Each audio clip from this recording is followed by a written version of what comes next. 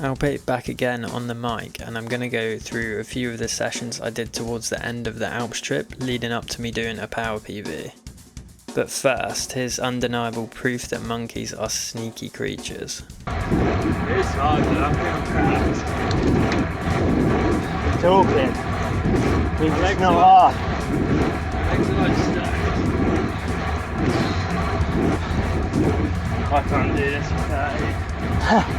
Can't. That is stupid, man. I can't. Nearly done it for an hour. I've done 5 minutes. Today I'm on a lap. You can. 100%. It's going to be mad, that one too.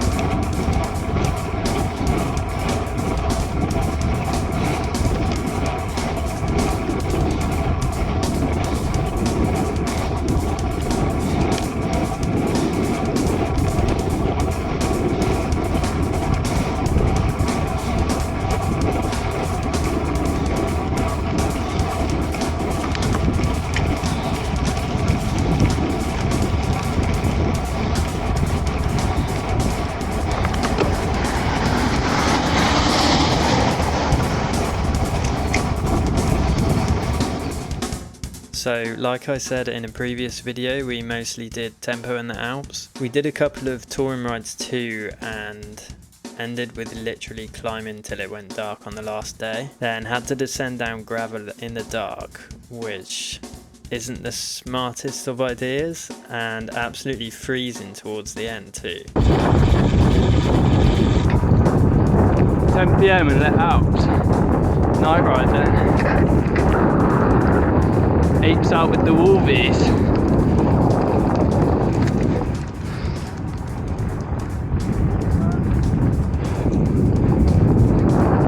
Oh, I don't know if I can even see you on it. I also almost got killed by a dog on this day. We rode past and the monkey said, "Where's he been then?" to the dog. And I don't think French dogs like English very much, because he then decided to go after me. As you can see here, I had a minor heart attack. So the total trip was 4 weeks, and I didn't ride every day, mostly did 3 days on, 1 day off. So only tempo isn't too fatiguing, especially considering the freewheeling time between climbs. At home, I'll often do 2-hour tempo rides in which I'm pedaling 99% of the time, so doing 2 reps of 40 min to 1 hour climbs with freewheeling between is really actually less training stress. So what were the few threshold sessions I did at the end? Started with 2 by 30 minutes at 305 watts, which felt decent but was quite hard towards the end of the second rep. The next session was 2 by 40 minutes at 300. This was definitely easier than previous session on 2 by 30, so felt some fitness increase, and actually got bitten by a horsefly, so I had a swollen ankle for this, but maybe horseflies give good fitness.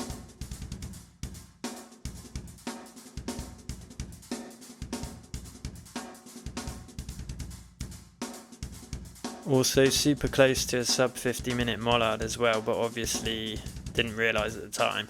Final session I did in threshold was the PB session, which was 54 minutes at 289 watts, then 51 minutes at 308 watts, which was agonizingly close to 5 watts per kilo now that I'm in the 62 kgs at 4.96 watts per kg. Although I wasn't thinking about it at the time.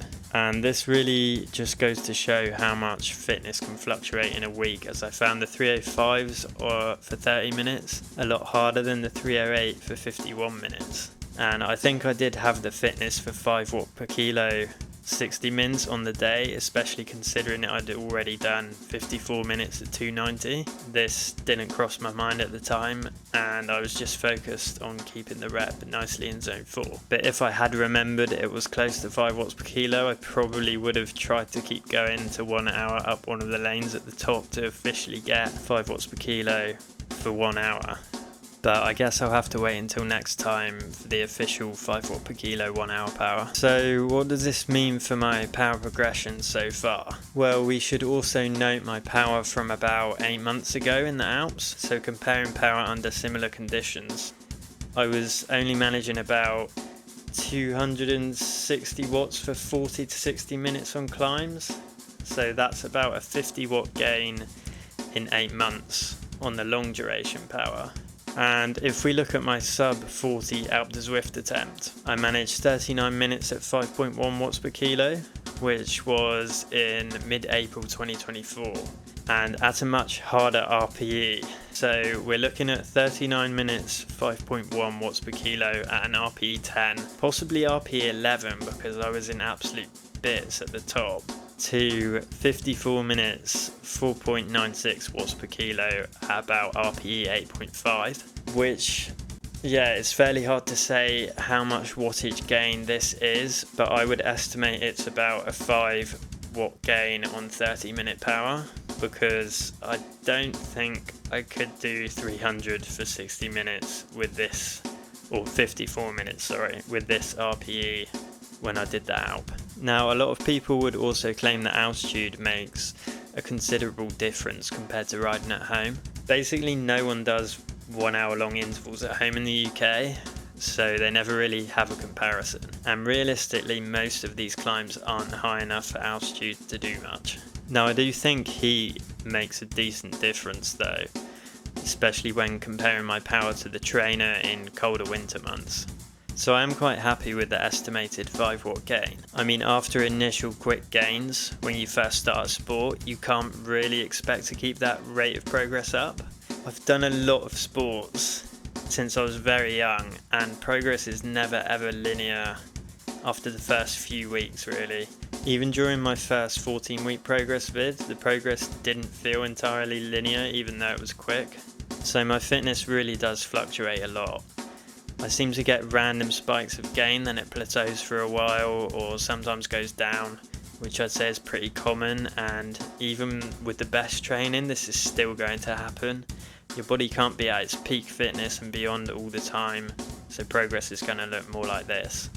It's also worth noting that my biggest jumps in fitness have come after time off. This was also the same for me when I was weightlifting, so maybe taking time off more often is better.